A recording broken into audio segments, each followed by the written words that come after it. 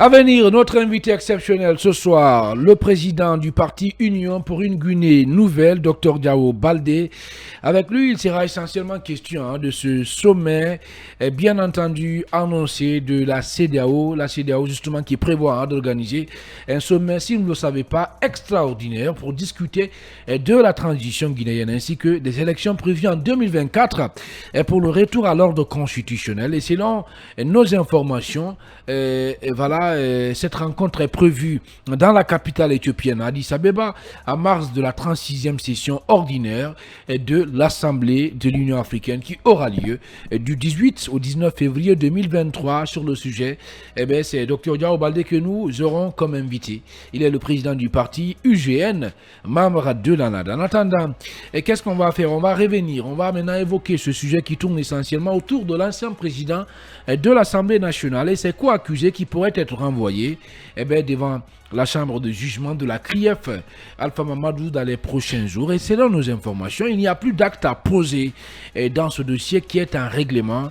Et c'est qui l'a dit exactement, c'est Ali Touré, le procureur spécial de la CRIEF chez nos confrères de mosaïqueguinée.com. Oui, enfin on a envie de dire parce que cette saga judiciaire entre guillemets avait connu pas mal de va-et-vient, n'est-ce pas, c'est des demandes de remise en liberté et de confirmer quelquefois et puis le procureur interjette appel. Donc il y a eu pas mal de va-et-vient autour de ce dossier. Finalement, je pense que si on en arrive là, on en arrive à ce que l'instruction soit carrément bouclée et que on puisse, disons, déférer, en tout cas saisir la chambre de jugement du tribunal, disons, de la cour spéciale, de la CRIEF.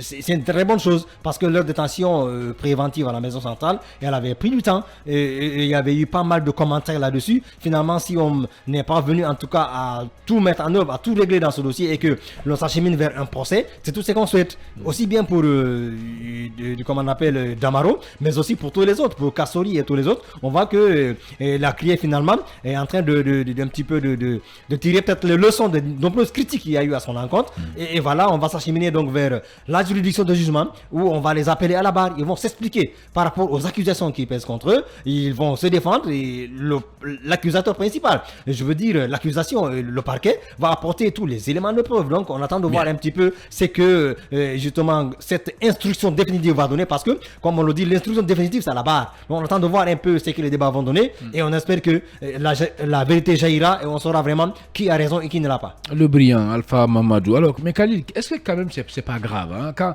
en fin de compte, Ali Touré, le procureur spécial en personne de la CRIEF, affirme que pratiquement, dans cette affaire, dans ce dossier, il n'y a plus d'acte à poser. Est-ce que ça veut dire qu'on a tout simplement gardé ces gens-là en prison pendant qu'on n'avait aucun élément de preuve en ce qui concerne leur culpabilité? Ou c'est qu'on leur reproche? Je ne l'entends pas dans ce sens. Le parquet peut-être qu'il l'a dit dans un sens que vous n'avez pas compris, mais dire qu'il n'y a pas d'acte à poser, est-ce que cela sous-entend qu'il n'y a pas d'éléments? C'est Ali Touré qui le dit. Non, est-ce que cela veut dire qu'il n'y a pas d'éléments pour leur jugement? Je pense que ce n'est pas le cas, sinon on ne les garderait pas jusque maintenant. Si le parquet l'a fait, il a saisi un juge d'instruction et un juge d'instruction qui tend vers le règlement de l'instruction, ce qui veut dire forcément qu'il y a des éléments probants contre ceux qui sont inculpés dans cette affaire. Mais il faut quand même dire que déjà, on nous l'avait appris ici la dernière fois en ce qui concerne le cas des Kassori et autres. On avait aussi laissé entendre qu'une ordonnance de règlement a été rendue par la chambre de l'instruction, pouvant donc les conduire devant la juridiction des jugements. Mais jusqu'à présent, il n'y a pas de suite à cela. Je sais qu'il y a un délai, bien sûr, prévu pour examiner tout cela afin de fixer la date de leur jugement. Maintenant, si on parle aujourd'hui, parce que ce qu'il faut comprendre dans toute cette situation, c'est vrai, le parquet peut saisir par exemple le juge d'instruction, mais le juge d'instruction peut estimer qu'il n'y a pas d'éléments pour rendre une ordonnance. Il peut classer l'affaire ensuite. Voilà, allez, qu'est-ce qu'on va faire? Non-lieu plutôt. Et si vous permettez, pendant qu'il est 21h passé de 27 minutes sur la pendule horaire du studio central de Film Guinée, on va partir avec nos obligations commerciales. On se retrouve juste après pour poursuivre ce débat. Allez, on revient donc sur le sujet. On parlait de Amadou Damaro Camara, des anciens dignitaires du régime incarcérés. C'est Khalil qui avait la parole très rapidement pour clore, oui. Et vous estimez que Ali Touré a raison de dire que le dossier est vide, il n'y a rien.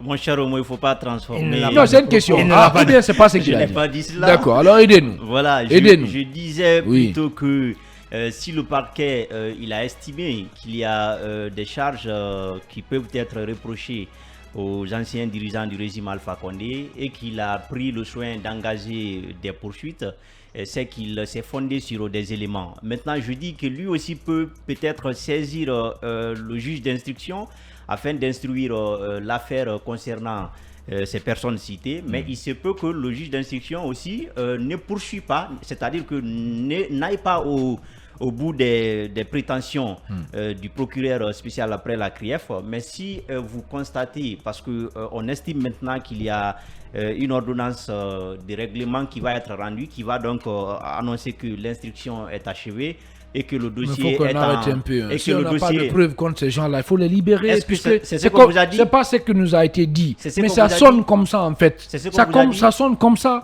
Voilà, on le dit tout le temps ici, il faut organiser un procès quand même. Organiser un procès, il y a une procédure à suivre. Je crois on tend maintenant vers le procès. C'est le processus là. Oui, c'est la fin du processus.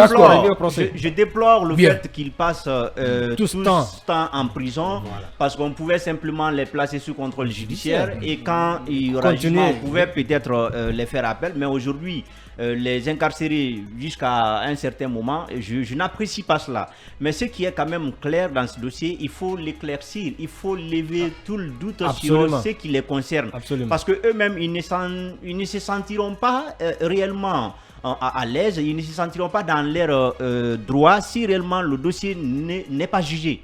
Même si on les libérait aujourd'hui pour dire voilà, on abandonne les poursuites, on abandonne tout ce qui est comme dossier contre eux, c'est pas bien pour eux parce que ça va ternir leur image, ça va les poursuivre pour le restant de leur carrière. Donc c'est important que l'affaire soit jugée et qu'ils soient situés sur leur sort. Est-ce qu'ils sont innocents? Est-ce qu'ils sont coupables? Oui, évidemment, s'ils ne sont pas coupables, qu'on les relaxe simplement. Mais si c'est le contraire, on exige que la loi soit appliquée parce que nul n'est au-dessus de la loi. Il faut aussi comprendre que ce pays a subi beaucoup d'injustices. Ce pays a été pillé de ses biens, de ses fonds. Donc, il est important de retrouver tout cela. Je ne dis pas d'avance. Je ne dis pas d'avance. On vous sent là. Je ne dis pas d'avance. Et ce que vous dites là. Non. Je ne dis pas d'avance qu'ils sont responsables de tout ce qui a été pillé dans ce pays. Oui, mais vous voulez justifier leur incarcération. Non. Vous n'avez pas compris ce qu'ils ont dit. Vous ne me suivez pas. Je dis plutôt que s'ils sont responsables des faits qui leur sont reprochés, qu'ils soient condamnés. Mais si c'est le contraire, qu'ils soient simplement... Qu'on les réglasse simplement, c'est tout ce que je demande. Ouais, mais l'autre aspect sur lequel a insisté, c'est que le pays a véritablement subi des dommages par rapport à tout ce qui est détournement, de corruption. Ça, on ne peut pas le nier. Maintenant, il faut savoir qui l'a fait, qui ne l'a pas fait pour pouvoir justement... c'est pas pour autant il faut les garder en prison. Non, je n'ai pas dit ça. Loin de moi. Oui, mais alors arrêtez de rappeler que le pays a subi ceci. Oui, mais on va rappeler, ça c'est réclamer un procès il n'y a pas suffisamment d'hôpitaux. Dignitaires-là, ce sont des Guinéens bon sang. L'argent public a été volé. C'est ça le problème, Khalid. C'est quoi le lien? C'est quoi le lien? Oui. Mais l'argent qui a été détourné, les milliards dont on parle aujourd'hui, ça aurait pu servir à construire des écoles et des hôpitaux quand même. Pour le moment, ben voilà, est-ce qu'on a réussi à prouver cela, que ces gens-là qui sont en prison, c'est pendant le procès que ça va être prouvé. Vous portez en bassin, on dit ben voilà, il a détourné de l'argent. Vous savez, ça s'est passé dans ce pays. Pas du tout. Non.